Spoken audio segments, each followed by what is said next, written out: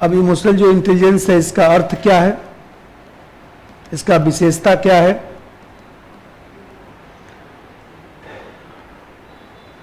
फिर इसमें जो है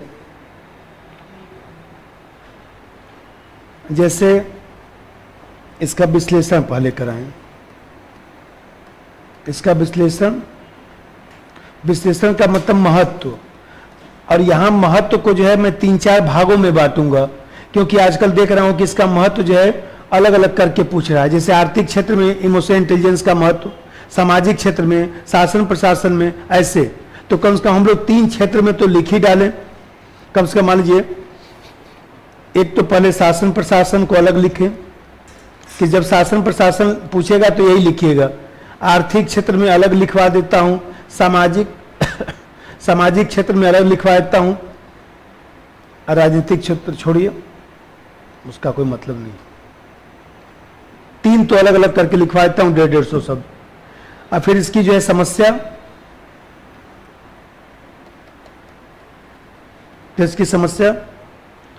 अब इसके बाद जो है इमोशनल जो इंटेलिजेंस है, जो EI है, इसको EI कहते हैं। तो EI में और IQ में क्या डिफरेंस है? ज्यादा बुद्धि रखना और ज्यादा भावनात्मक समझ रखना, उसमें क्या डिफरेंस है? इसमें बहुत सारे छोटे छोटे टॉपिक हैं। जैसे मान लीजिए EI को बढ़ावा देने वाले कारक, EI को बढ़ावा देने वाले कारक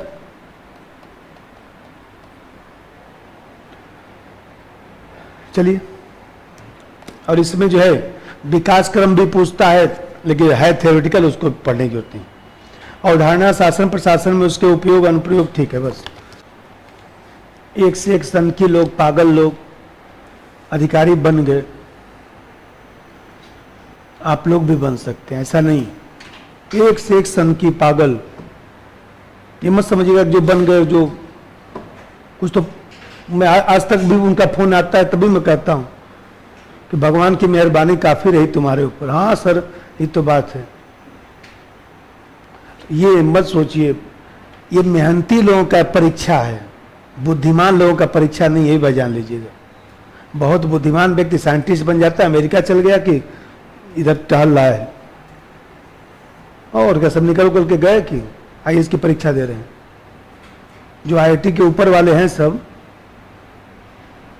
जो मान लीजिए MBA करने वाले जो लोग हैं, अरे जो बेंगलोर और अहमदाबाद और कहाँ से कैट की परीक्षा पास करके मान लीजिए MBA पढ़े हुए हैं, वो लोग इधर आ रहे हैं, निकल गए सबके। और उन्हीं की वजह से तो आज अमेरिका है, गूगल है, और फेसबुक है।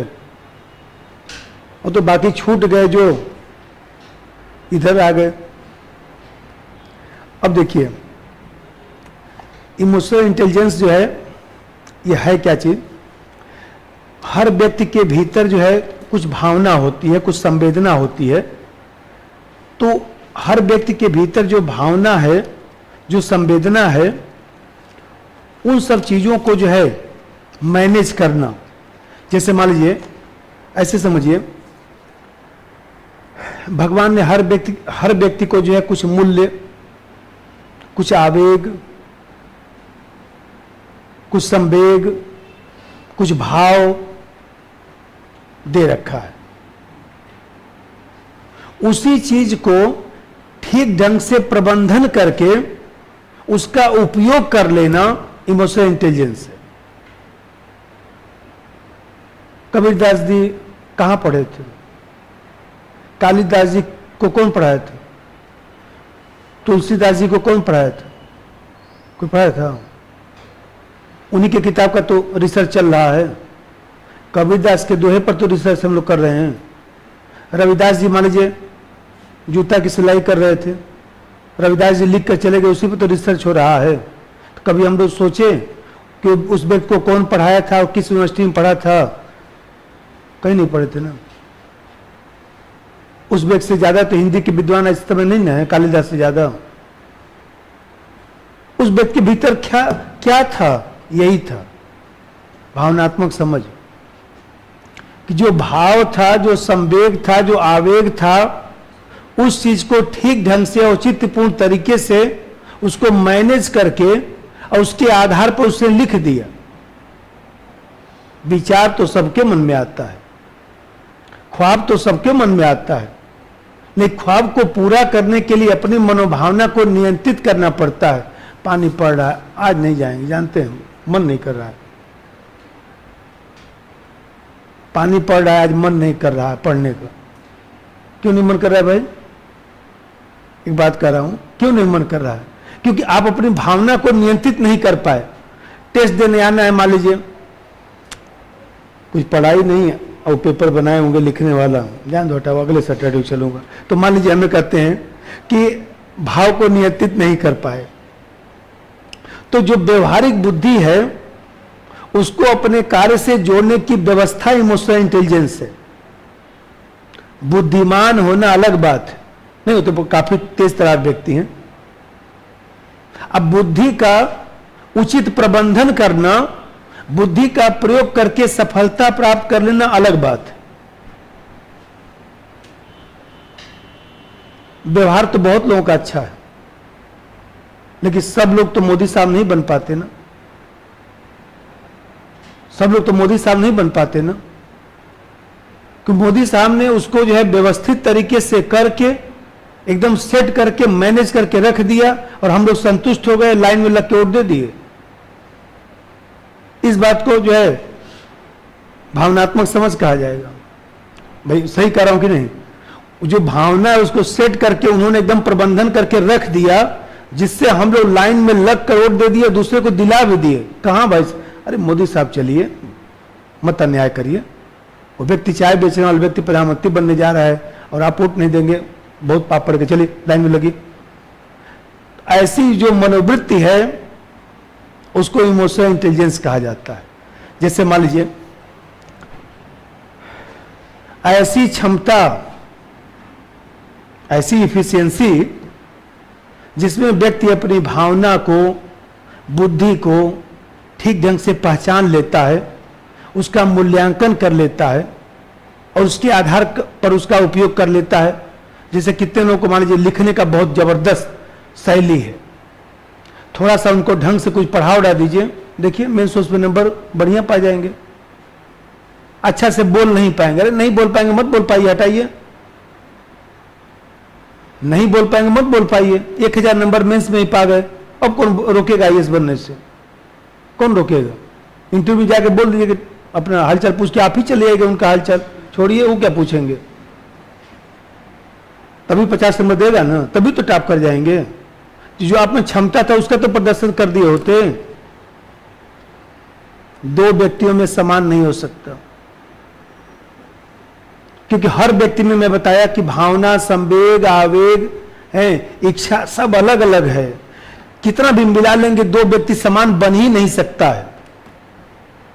तो ऐसी दशा में जो है देखा जाए, बौद्धिक मान लीजिए व्यक्ति है, समस्या का समाधान कर लेगा, ठीक है, लेकिन समस्या का बहुत अच्छा समाधान नहीं कर पाएगा, क्योंकि उसमें इमोशनल इंटेलिजेंस होना जरूरी है। पहले अर्थ लिखिए, क्योंकि ये तो अभी चलेगा 2 दिन तक।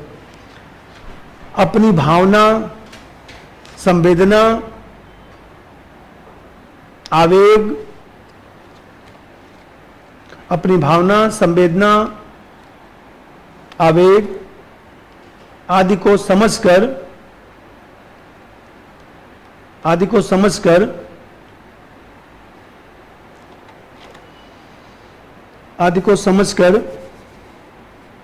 औचित्यपूर्ण तरीके से उसका उपयोग करना, औचित्यपूर्ण तरीके से उसका उपयोग करना,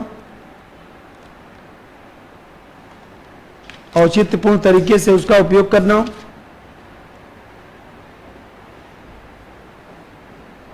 अर्थात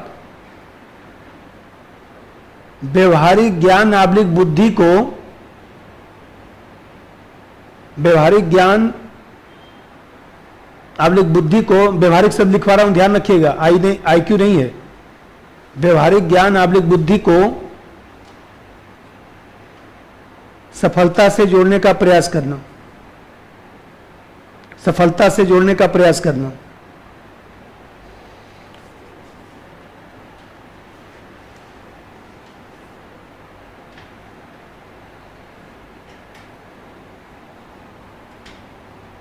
व्यवहारिक ज्ञान का उचित प्रबंधन करके सफलता प्राप्त करना, अर्थात व्यवहारिक ज्ञान का उचित प्रबंधन करके सफलता प्राप्त करना। जैसे प्लेटो, अरस्तु, कौटिल्य, कालिदास आदि ने सामाजिक बुद्धि के आधार पर कार्यों का विश्लेषण किया।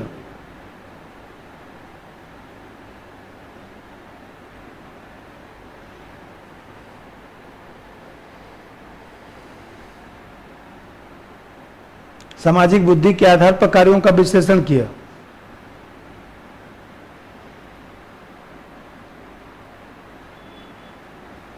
तब जान सुनिए थोड़ा सा, 1990 से पहले जो है,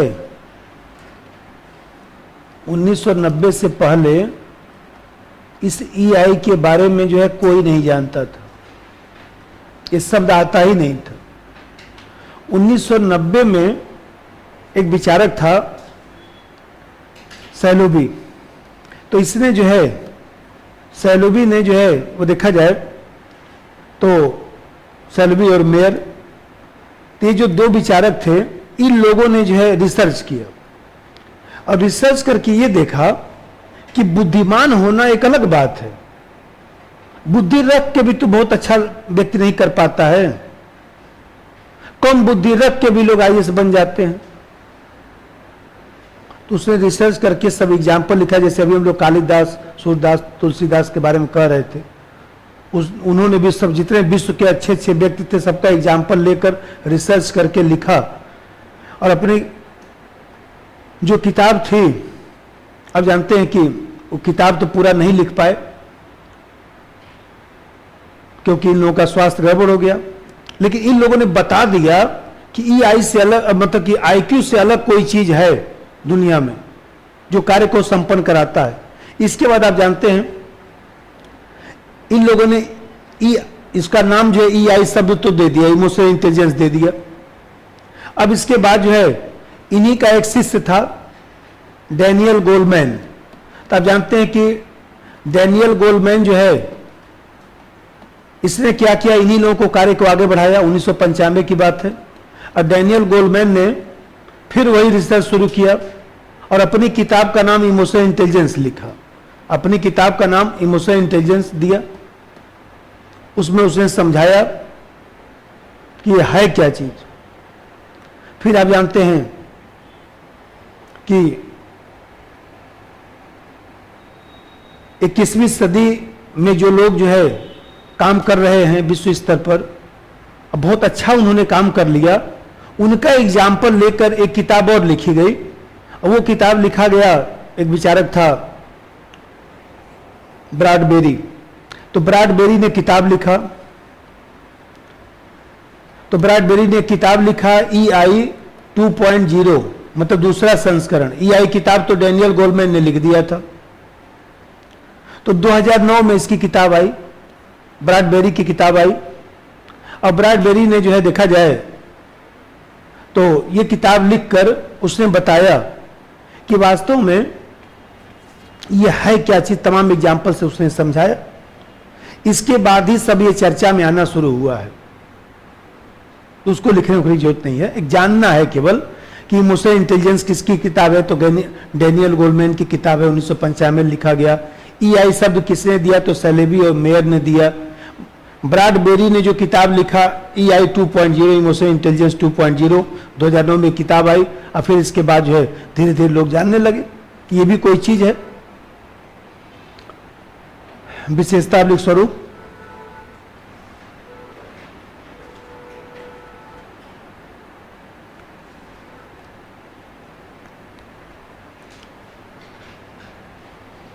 नंबर 1, ऐसी क्षमता जिसके द्वारा व्यक्ति, ऐसी क्षमता जिसके द्वारा व्यक्ति, जिसके द्वारा व्यक्ति अपनी भावना बुद्धि को पहचान लेता है, अपनी भावना बुद्धि को पहचान लेता है और उसका मूल्यांकन आब्लिक विश्लेषण करके उसका मूल्यांकन विश्लेषण उसका मूल्यांकन विश्लेषण तथा नियंत्रित करके उसका उपयोग करता है, उसका उपयोग कर लेता है।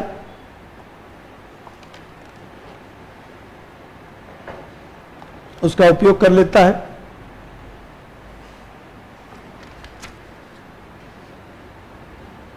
दूसरा बात समझिए, जैसे मैं अभी बताया कि अपनी भावना को समझकर भावनात्मक पहलू का जो है सामाजिक संबंधों में उपयोग कर लेना। जिसमें बताया गांव में ऐसा कोई व्यक्ति जो पूरे गांव में जो है घूम रहा है इधर उधर, घर के लोग उसको परमानेंट गाली देते रहते हैं। क्या कर रहा है? कुछ पढ़ना लिखना नहीं, कुछ जीवन में काम नहीं करना, पूरे दिन गांव में घूम रहा है। हमारे यहां भी बताया तो चाचा जी का घूम रहा था, 5 साल से लोगों ने कह दिया कि एकदम बेकार हो गया है। 4-5 साल पहले 6 साल पहले मुझको भी बड़ा बेकार लगा कि तुम क्या करते हो भैया, घूम घाम के अभी तो आया हूं। हम तो वो लोग क्या करेंगे तुमको बताओ? नहीं तो चला गया, हाल चाल सबका पूछ लेता हूं सुबह। फिर मैं सोचा कि इस व्यक्ति में भी कुछ गुण होगा। हम लोग चुनाव लड़ोगे प्रधानी का? बोला हाँ लड़ूंगा।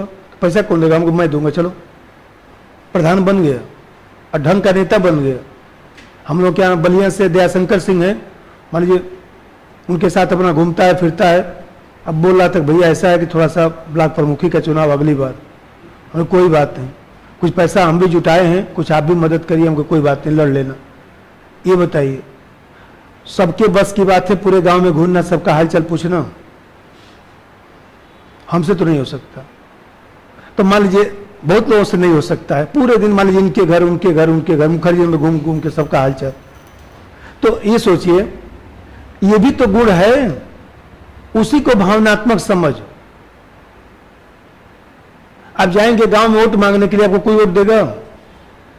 नहीं देगा ना। घर वाले वोट नहीं देंगे, बाकी छोड़ दीजिए। मान लीजिए कितने लोग ऐसे हैं कि अपने घर वाले तो छोड़ दिए, बाहर के सब लोग वोट दे देंगे, अपने घर वाले भले नालायक कहते रहे। नंबर 2, अपनी भावना को समझकर, अपनी भावना को समझकर भावनात्मक पहलू का सामाजिक संबंधों में उपयोग करना।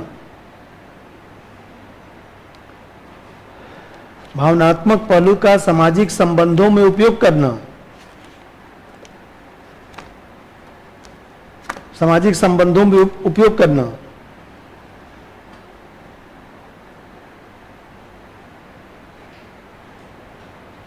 तीसरा बात समझिए, भावनात्मक समझ एक प्रकार से कह सकते हैं कि आत्म जागरूकता है। आत्म जागरूकता इसलिए कि व्यक्ति जो है अपनी क्षमता और कमी दोनों की पहचान कर रहा है। व्यक्ति अपनी क्षमता और कमी दोनों की पहचान कर रहा है कि हमारी कमी क्या है और क्षमता क्या है। उसी भावना का वो विश्लेषण कर रहा है। कौन सा ऐसा व्यक्ति होगा जिसमें कमी नहीं होगी? हम लोग इंटरव्यू में आपको मान लीजिए क्या सिखाते हैं? क्या सिखाते हैं? कुछ नहीं सिखाते हैं। यही सिखाते हैं कि जो आपकी कमी है उसका प्रदर्शन मत करिएगा, जो अच्छाई है उसी का प्रदर्शन हो जाए, बस इतने का प्रैक्टिस करना है। बाकी आपको मैं कुछ नहीं सिखा सकता हूं, क्योंकि 5 मिनट बाद आप फिर अपने रो में वहां आ जाएंगे। कुछ को हम लोग सिखाओ का भेजते हैं ना कि जाइएगा ऐसे ऐसे बात करिएगा, 2-4 क्वेश्चन टेंशन वाला पूछकर सेट कर देता है, फिर समझ जाता है ये उसका वास्तविक चरित्र है। अब पूछिए, अब बताएगा सही। 5-10 मिनट में आपको टेंशन में ला देगा वो, तो आपको तो ला ही देगा वो, उसके पास तो वही कला है। तो आपको मैं वो कला क्यों सिखाऊं, कृत्रिम चीज? कोई पहली बार इंटरव्यू देने जाता है तो इंटरव्यू बोर्ड में बैठा हुआ व्यक्ति पहचान लेता है कि पहली बार आया है। हम भी जब पहली बार मान लीजिए एक बार इंटरव्यू देने गए मध्य प्रदेश का, तो हम भी घबराए हुए थे, गए तो मान लीजिए बोले बैठ जाओ, हमको बैठ गया। बोले पहली बार आए? हमको हाँ सर पहली बार मैं आया हूँ। बोले चलिए कोई बात नहीं, समझ गया अपना, ठीक है बच्चा कुछ बताया बताएगा। अब मान लीजिए 2-3 बार इंटरव्यू दिया, मान लीजिए जब 98 में IAS का इंटरव्यू देने में गया तो वो भी समझ गया कि 2-4 बार खिलाड़ी व्यक्ति है। पहुंचते ही मैं भी अपना मैं कमिश्नर, ठीक आओ, उनको मैं देखा, उनके सब बैठ जाए, बैठो क्या कर रहे हैं? उनके सर यूपी में नौकरी कर रहे हैं। तो मान लीजिए अब उसको समझ आ गया ना कि इंटरव्यू दिया हुआ व्यक्ति, नौकरी किया हुआ व्यक्ति, घबराने की जरूरत नहीं है। तो वो आखिर मतलब क्यों हुआ? प्रैक्टिस से। तो भावनात्मक समझ भी एक तरह से प्रैक्टिस ही है, आत्म जागरूकता है, अपनी कमी को पहचानना, अपनी भावना को पहचानना। नंबर 3, यह आत्म जागरूकता है जहां व्यक्ति अपनी क्षमता और कमी की पहचान करता है। यह आत्म जागरूकता है जहां व्यक्ति अपनी क्षमता और कमी की पहचान करता है। तीसरा बात देखिए, जिसमें बताया कि यह केवल अपनी भावना को पहचानने का नहीं गुण है, ऐसी क्षमता जिसमें व्यक्ति जो है दूसरे जो लोग हैं, समाज के जो अन्य लोग हैं, उनकी भावना को भी समझने का प्रयास करता है, अन्य व्यक्ति की क्रियाओं को समझने का प्रयास करता है। घर में सबको खुश रखना कितना कठिन कार्य है, लेकिन जब आप दूसरे की भावना को जिस दिन समझना शुरू कर देंगे उस दिन खुश करना आसान हो जाएगा। क्योंकि जब व्यक्ति जिस चीज का उसको लग रहा है वही काम आपने कर दिया, वो व्यक्ति खुश हो गया। और जब यदि मान लीजिए नहीं समझ पाते हैं तो फिर तो संघर्ष चलेगा ना। अपने बच्चों को समझना, भाई को समझना, बहन को समझना, वाइफ को समझना, तो सबको समझना पड़ता है ना कि किस व्यक्ति का किस समय क्या जरूरत है। इमोशनल इंटेलिजेंस से। नंबर 4, ऐसी क्षमता जिससे दूसरे लोगों आब्लिक समाज की भावना को, दूसरे लोगों आब्लिक समाज की भावना को व्यक्ति समझ पाता है।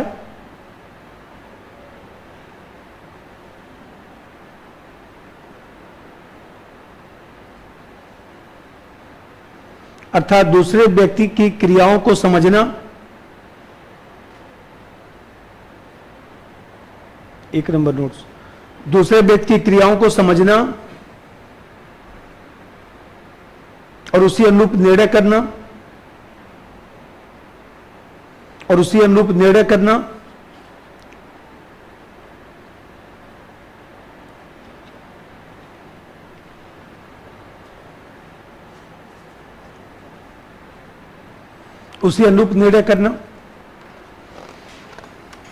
इसमें 4 नंबर टॉपिक है। 4 के बाद जब 5 पढ़ाएंगे तो फिर नोट में बंटवा दूंगा। इसमें 4 नंबर भावनात्मक समझ इसमें है, वही मैं सोच रहा था इसमें है कि नहीं, क्योंकि कितना लिखवाऊंगा। इसी का समझिए,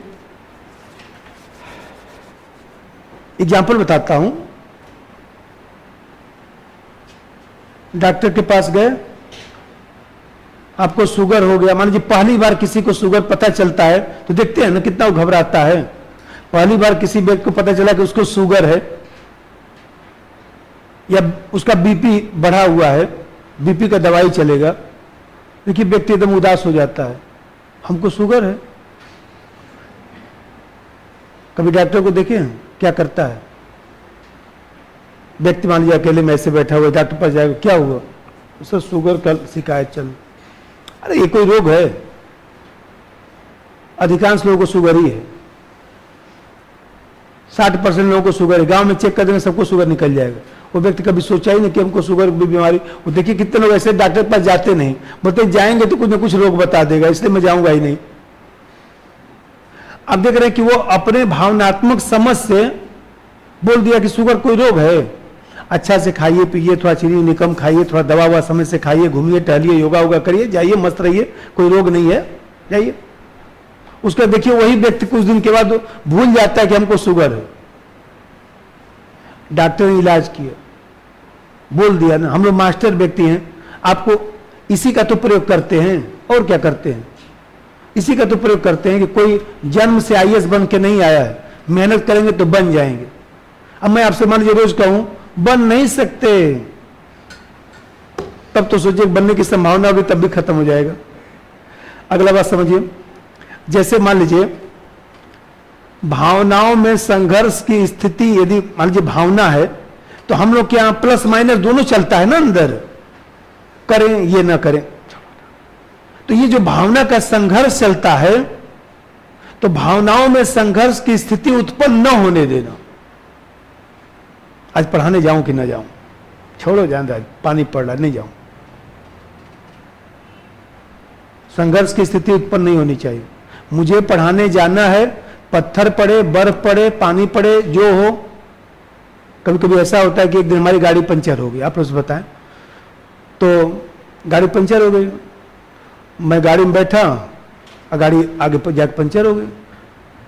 अब हमारा मनोज तो बोला सर गाड़ी पंचर हो गई, अभी बदल देता हूँ, रहने दो। मैं तुरंत कैब वाले को अपना मिलाया, कैब वाला आया, बैठ गया, 5-10 मिनट लगा, 5-10 मिनट बाद लेट आ गया, कोई दिक्कत थोड़ा नहीं। मैं चाहता तो मैंने फोन करके बोल देता कि जानते हैं गाड़ी पंचर हो गई, मैं आ नहीं पाऊंगा, मना कर दी। हमको जाना है पढ़ाने के लिए, लेट हो चाहे लतीफ हो।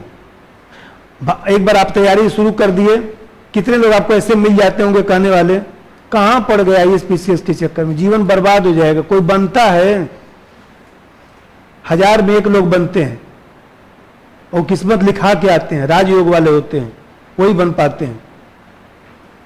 तैयारी छोड़ देंगे, क्योंकि भावना में जो संघर्ष चलता है उसको मैनेज करना जरूरी है, अन्यथा सब काम गड़बड़ हो जाएगा, सोचते ही रह जाएंगे। अगला पॉइंट, भावनाओं में संघर्ष की स्थिति, अगला पॉइंट, भावनाओं में संघर्ष की स्थिति उत्पन्न न होने देना, भावनाओं में संघर्ष की स्थिति उत्पन्न न होने देना।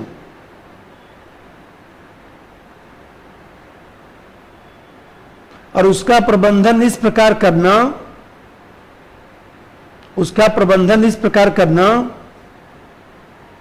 जिससे तनाव कम हो और अपना ध्यान कार्य पर लगा रहे।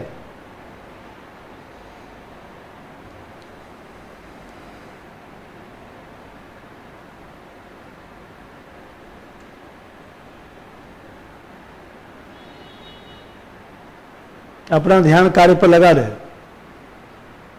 इसी को देखिए, जैसे मान लीजिए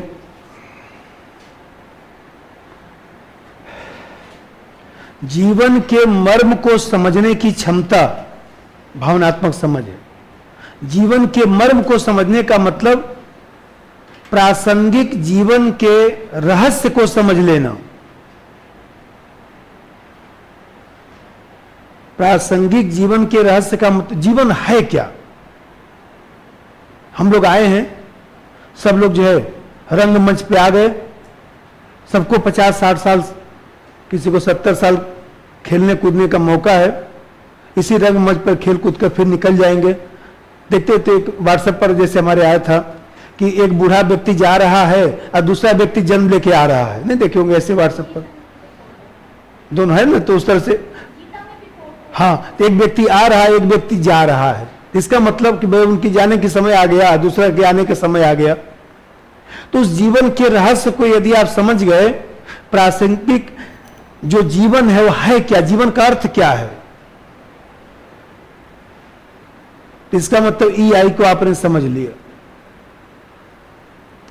निरंतर हमें कहते हैं भाई, हमें कहते हैं निरंतर परिस्थितियां बदल रही हैं। वृद्धावस्था तक व्यक्ति मरने वाला व्यक्ति है, यदि अच्छा व्यक्ति है उसको बोलेंगे कि आइए थोड़ा सा आपको फेसबुक सिखा दें, लाओ ना, सिखाओ ना, किधर से इधर, तो मान लीजिए वो भी सीख लेगा, उसको पता है कि यही जीवन है। और जो व्यक्ति मान लीजिए अब जीवन से हार चुका है, उस व्यक्ति को बोलेंगे थोड़ा सा व्हाट्सएप खेलेंगे, बस हो गया, 80 साल उम्र हो गया, अब चलने का समय आ गया, व्हाट्सएप में खिलाओ, अब बस हो गया, खत्म है वो व्यक्ति, अब खत्म है, उससे ज्यादा नहीं। हमारे पिताजी 85 साल के थे, उनको लास्ट में जो ऐसे कुछ था अब पुराने जमाने के व्यक्ति कितना सीखेंगे, लेकिन व्हाट्सएप, फेसबुक, इधर उधर सब सीख गए, सब चलाते थे अपना बढ़िया से। फोन उन रहता था, बोलते थे बढ़िया फोन, हमको आईफोन खरीद के लाओ बढ़िया वाला। वो देखो कितना बढ़िया वो चलता है, और तुम सैमसंग का खरीद के ला के दे दिए, ढंग से चलता नहीं है। उनको खरीद के मैंने ला के दिया, हमको लीजिए, कोई बात नहीं। जो एक बार आईफोन चला लेगा दूसरा चला पाएगा? नहीं। एक बार हमारा गोलू जो है उनको आईफोन देकर चलवा दिया, उसका भी उनका दूसरा हाथ पे सेट ही नहीं होता था, क्योंकि वो हल्का चलता है, उसमें भाई फंक्शन तो अच्छा ही है। लिखिए, व्यक्ति जीवन के मर्म को समझे, व्यक्ति जीवन के मर्म को समझे, प्रासंगिक जीवन के रहस्य को जाने, प्रासंगिक जीवन के रहस्य को जाने और निरंतर सीखने की प्रवृत्ति रखे।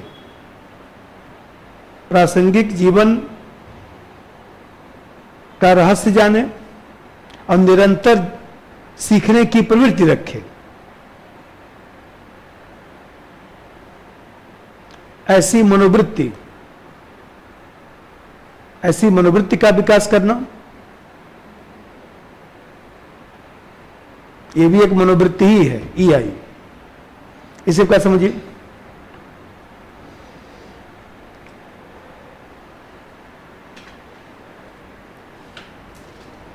EI का मतलब ये होता है कि संबंध को प्रगाढ़ करने की क्षमता, संबंध को व्यापक करने की क्षमता, समूहगत भावना को समझने की क्षमता, पूर्वाग्रह से अलग होकर कार्य करने की क्षमता, कार्य करते समय अपने जो पूर्वाग्रह हैं, जो अपनी इच्छा है, उसको थोड़ा सा रोक कर रखना, क्योंकि अभी बताया कि मन बहुत चंचल है, ढंग का मन कार्य नहीं करने देगा, थोड़ा सा मन को रोकना पड़ेगा तभी ढंग का कार्य हो पाएगा। 3-4 हो गया, इसमें से और लिखिएगा, 3 पॉइंट लिखिएगा, पेज में बताता हूं, क्योंकि ये कहानी बहुत, ये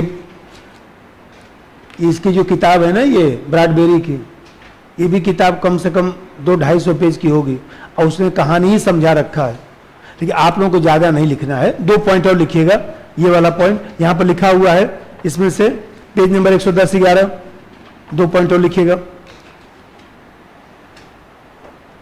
112 नंबर पेज पर लिखा है कम से कम 10-12 पॉइंट। देखिए यहां लिखा है लक्षण, भावनात्मक समझ के लक्षण, इसमें से पढ़ के 2 पॉइंट लिख दीजिएगा बस।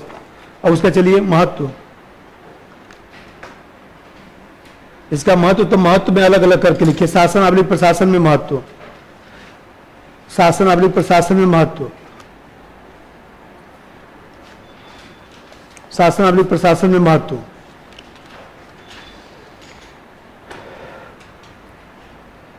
देखिए, अब देखते हैं कि 1990 के बाद जो है, एक तरह से कह सकते हैं कि निजी क्षेत्र का तीव्र गति से विकास होना शुरू हो गया। अब यह देखा गया कि इमोशनल इंटेलिजेंस के कारण जो है निजी क्षेत्र तीव्र गति से आगे बढ़ रहा है, और सरकारी क्षेत्र में जो है इमोशनल इंटेलिजेंस की कमी थी।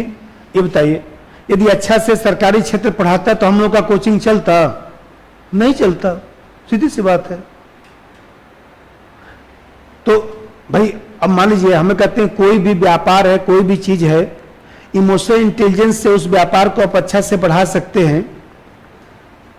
तो उपभोक्तावादी संस्कृति बढ़ रही थी, लोग जो है देखा जाए तो निजी क्षेत्र, भाई जब मान लीजिए अमेरिकन एक्सप्रेस बैंक है, सिटी बैंक है, HSBC है, ये सब आया था, तो लोग इसी में तो अकाउंट खुलवाए थे। ये क्यों भूल गए? लोग किस में अकाउंट खुलवाए थे? इसी में अकाउंट खुलवाए थे, हम लोग भी खुलवाए थे। HSBC में अकाउंट, उन समोस के मान लीजिए आपको 5 लाख रुपए की जरूरत है, फोन कर देते थे, यार उसमें 5 लाख, कोई बात है सर, कितने में चाहिए? हमको वही शाम को 4 बजे, कोई बात नहीं। वो लड़का जाएगा मशीन लेकर, आपको पैसा 5 लाख अकाउंट करा देगा, वहीं पर आपसे चेक ले लेगा, हो गया। न बैंक जाने का लफड़ा, न कुछ लफड़ा। मान लीजिए हमको 10 लाख रुपए जमा करना है, फोन करता था, वो बोलता था कोई बात है, हम घर पे रख दीजिएगा, हम बच्चा जाएगा वहां से 10 लाख ले जाएगा, आपके अकाउंट में जमा करके पर्ची दे देगा, वहीं वो पर्ची दे देगा। इससे अच्छा बैंक कोई हो सकता है? नहीं। तब एसबीआई को लगा कि तो हमारा सब अकाउंट ही बंद हो जाएगा। एसबीआई ने भी वही चीज जो देखिए कायदे से सब सेट करना शुरू किया। अब थोड़ा सा तो बदलाव हुआ ही है। तो जब इस तरह से शुरू हुआ तो इसी से अनुभव किया गया कि हम लोगों को जो है ईआई का प्रयोग जो है वो देखा जाए तो सामाजिक आर्थिक न्याय को लागू करने के लिए करना चाहिए, विकास प्रशासन के संदर्भ में करना चाहिए। विश्व बैंक ने भी अपनी रिपोर्ट में कहा कि हम इतना पैसा दे रहे हैं लेकिन बिना गुड गवर्नेंस के, बिना ईआई के जो है वो देखा जाए तो कार्यक्रम ठीक ढंग से लागू नहीं हो सकता है। इसी परिप्रेक्ष्य में जो है शासन प्रशासन में महत्व को देखा जाता है। अब जैसा पहला पॉइंट लिखिए, दो लाइन भूमिका भी लिखवा दें, दो लाइन भूमिका पर लिख लीजिए। 1990 के बाद निजी क्षेत्र का तीव्र गति से विकास होने लगा। 1990 के बाद निजी क्षेत्र का तीव्र गति से विकास होने लगा।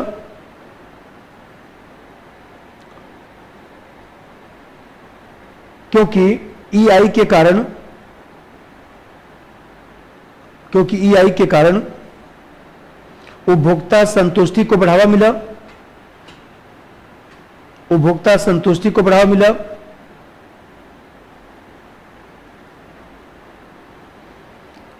जिससे प्रेरित होकर प्रशासन में इसे अपनाने पर बल दिया गया।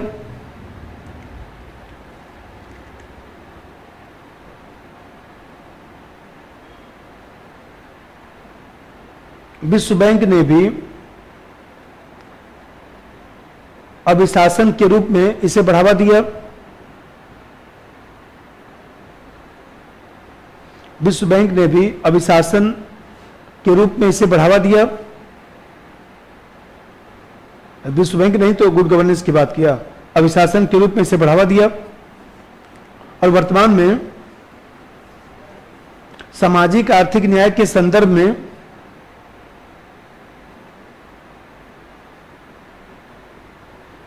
इसका प्रयोग किया जा रहा है।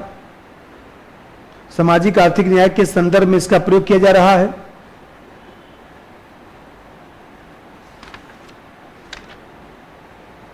नंबर 1,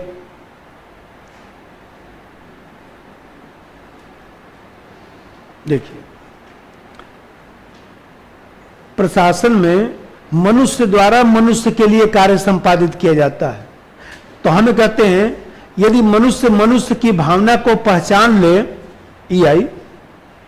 यदि ईआई का प्रयोग किया जाए तो मनुष्य की भावना को पहचान ले तो उसकी भावना को समझकर, अपनी भावना को संतुलित करके उस आम जनता का विश्वास जीतकर, आम जनता का प्रिय बनकर नियमों को सरलता से लागू करा सकता है, प्रशासन को ठीक ढंग से चला सकता है। हर जगह कड़ाई थोड़ा प्रशासनिक व्यक्ति करता है, अपने व्यवहार से भी लोगों से कार्य करा लेता है। तो अपने व्यवहार से जो कार्य कराता है वो क्या है? ईआई तो है। नंबर 1, प्रशासन में मनुष्य द्वारा मनुष्यों के लिए कार्य संपादित किया जाता है। प्रशासन में मनुष्य द्वारा मनुष्य के लिए कार्य संपादित किया जाता है। अतः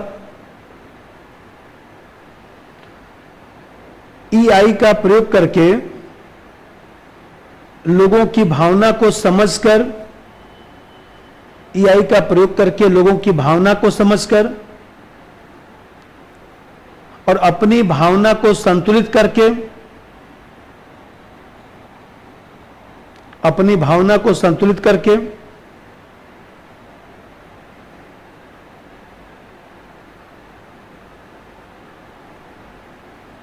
विश्वास बनाकर नियम कानून को सरलता से लागू कराया जा सकता है। नियम कानून को सरलता से लागू कराया जा सकता है।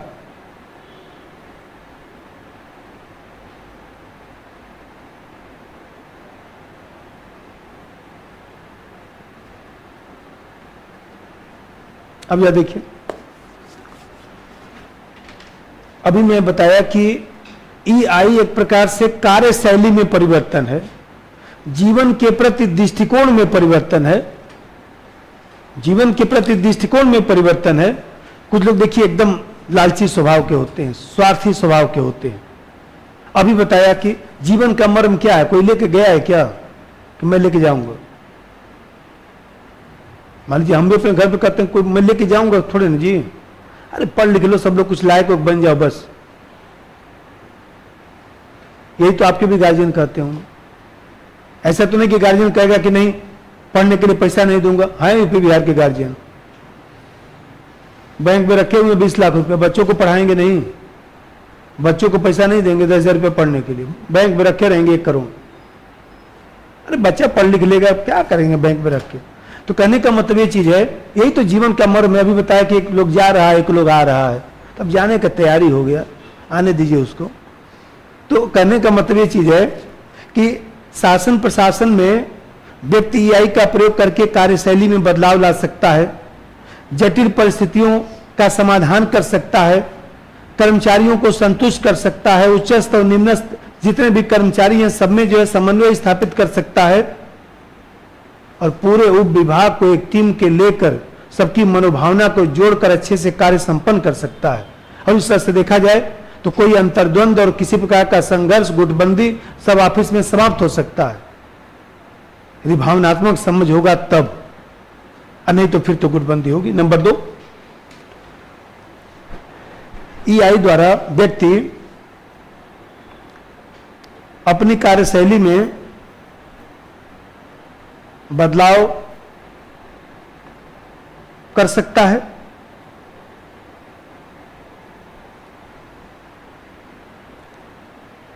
कार्यस्थल पर सामाजिक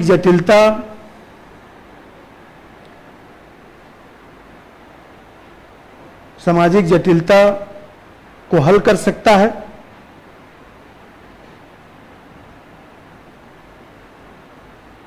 समन्वय स्थापित कर सकता है,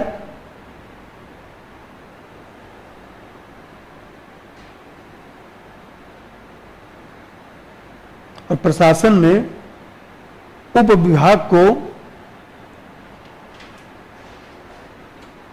टीम के रूप में सफल बना सकता है।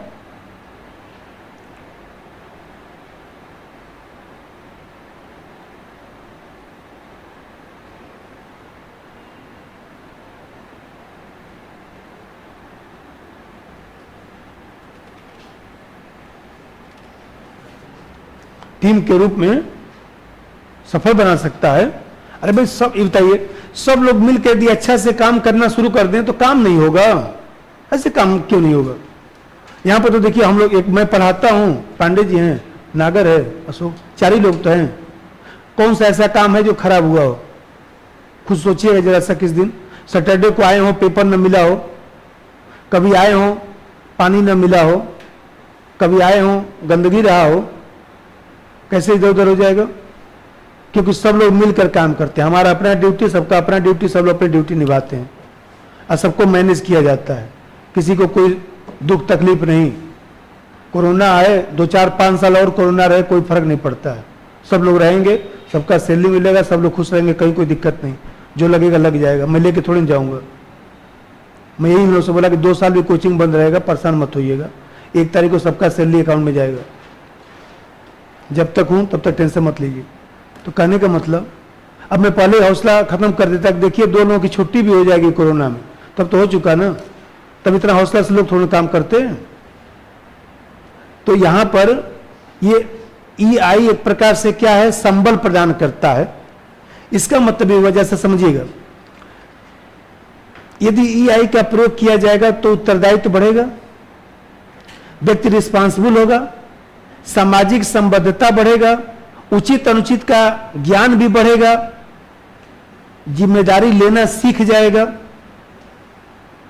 यदि जिम्मेदारी लेना सीख गया तो प्रशासन में यही तो बात है कि अपनी जिम्मेदारी से आप काम कर दीजिए तो प्रशासन का काम खराब थोड़ी ना होगा।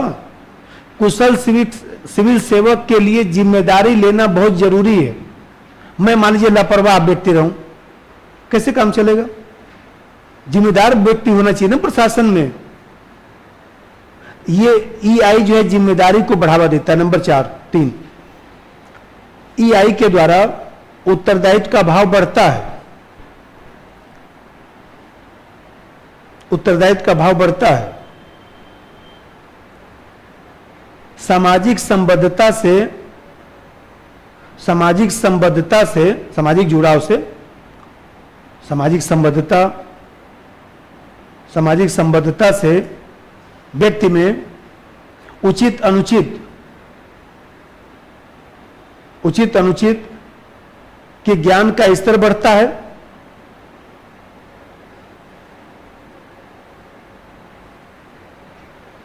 जिम्मेदारी लेना सीखता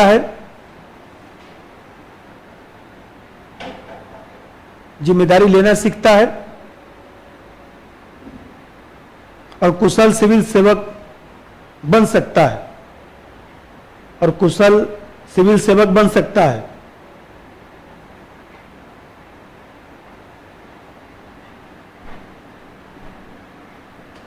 अब जरा देखिए, अभी बताया जीवन के मर्म को समझना, जीवन के सार्थकता को समझना।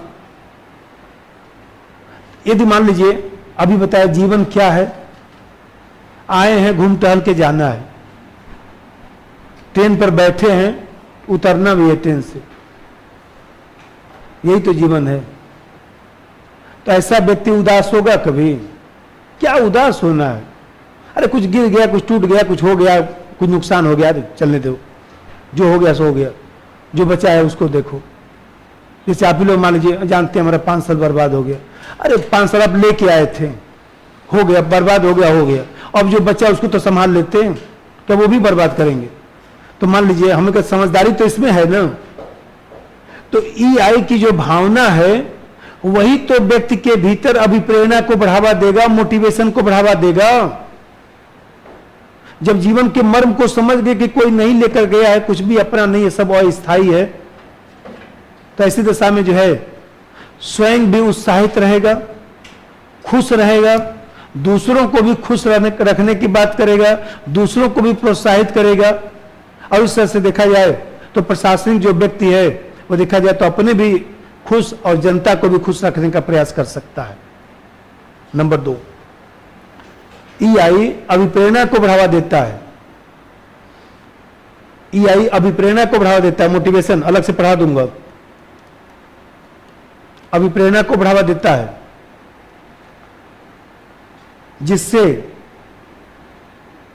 जिससे सिविल सेवक स्वयं उत्साहित रह सकता है और दूसरों को भी उत्साहित कर सकता है,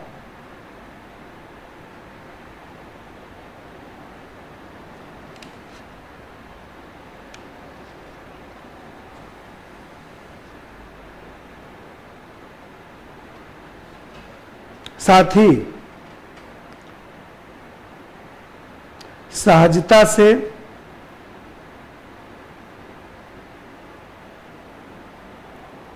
अन्य कर्मचारियों के सुख दुख में भागीदार भी बन सकता है।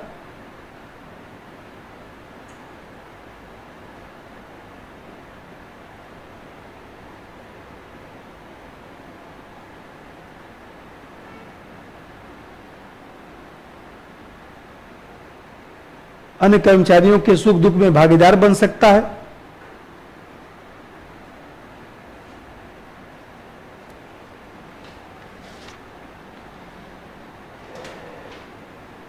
अब इसे बताया कि भावनात्मक समझ जो है समाज अनुभूति को बढ़ावा देता है।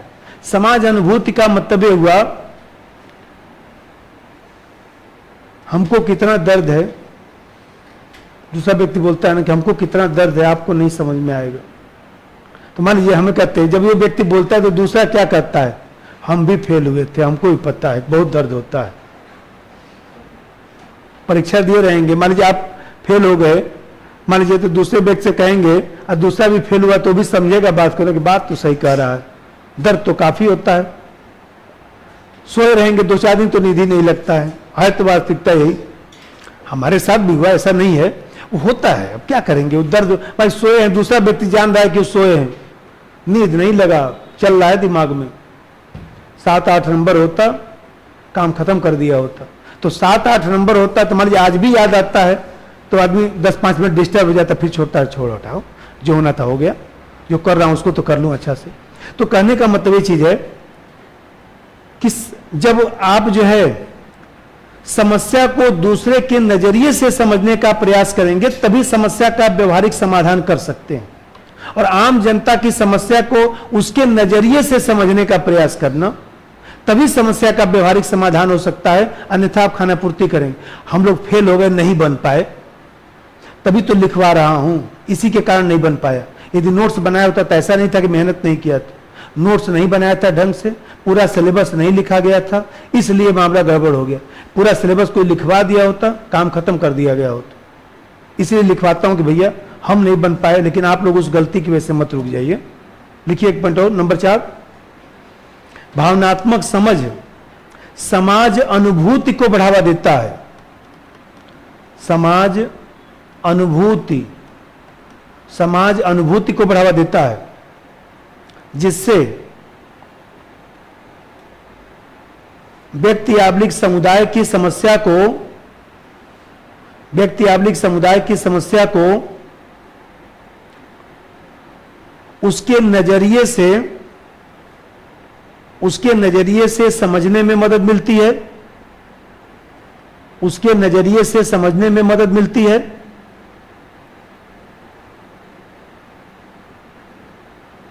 और समस्या का व्यवहारिक समाधान निकाला जा सकता है। समस्या का व्यवहारिक समाधान निकाला जा सकता है। जैसे मान लीजिए एग्जाम्पल बता रहा हूं, आप प्रशासन में जाएंगे तो कुछ ना कुछ उग्रता हो ही जाता है। लोग मान लीजिए हमें कहते हैं तोड़फोड़ करना शुरू कर देंगे, ईंटा पत्थर चलाना शुरू कर देंगे, चलाएंगे ही, मानेंगे थोड़े ना। देखिए आपका काम क्या है, आप अधिकारी हैं, इतने पढ़े लिखे, तो आपका काम क्या है? देखिए अधिकारी जाता है, समझाता है, 2-4 ईंटा पत्थर खा भी लेता है। कितने अधिकारी ऐसे मिल जाएंगे उनको चोट लग गया है, फिर भी वहां से हटेंगे नहीं। जो लोग ईंटा पत्थर चला रहे हैं उसमें से जो मेन लोग होंगे उनको बुलाएगा, सुनिए क्या समस्या बताइए। चाहता तो गोली चलवा देता, चलवाएगा नहीं, उनको मैनेज कर लेता है। उसको पता है कि हमको हमारा सर फूट गया है, ठीक हो जाएगा, इलाज हो जाएगा, हमको इलाज की कमी नहीं है, मरा नहीं ना हूं, इलाज हो जाएगा। क्योंकि ये जनता है, इन्हीं को मैनेज करने के लिए हमको सरकार पैसा देती है, तो मैनेज करना हमारा काम है, तो मैं मैनेज करके ही जाऊंगा। इस तरह से देखा जाए तो वह ईआई के माध्यम से उग्रता के स्तर को समझ जाता है कि इतना जनता उग्र क्यों हो गई है। श्रीलंका में कितने 4-5 दिन से मान लीजिए लोग राष्ट्रपति भवन में डटे हुए हैं, कितने लोगों को गोली मारा गया है? किसी को नहीं, क्योंकि अधिकारियों ने निर्णय ले लिया कि जनता है, जनता ही लोकतंत्र है भैया, चुपचाप जनता को घूमने फिरने दीजिए। और राष्ट्रपति भवन अब पिकनिक का स्थल वहां बन गया है, लोग लाइन लगा के जा रहे हैं, आ रहे हैं, कोई रोक टोक नहीं है। इसी से संतुष्टि मिल रही, बाकी तो सब बर्बाद हो ही चुका है। कम से कम राष्ट्रपति भवन तो देख ले जाकर, इसी से लोग संतुष्ट हो रहे हैं। ये बताइए जाने से क्या हो जाएगा? अरे राष्ट्रपति भवन गंदा हो जाएगा, कुछ टूट जाएगा, फूट जाएगा, इतना ही तो होगा, ठीक हो जाएगा। कम से कम इसी से लोग संतुष्ट रहे 10-5 दिन, सरकार बनेगी सब महीने। कितना हुआ? 4-5 हो गया। एक दो लिखिएगा। सब्सक्राइब कीजिए हमारे चैनल को और बेल आइकॉन को दबाइए हमारी लेटेस्ट वीडियो सबसे पहले देखने के लिए।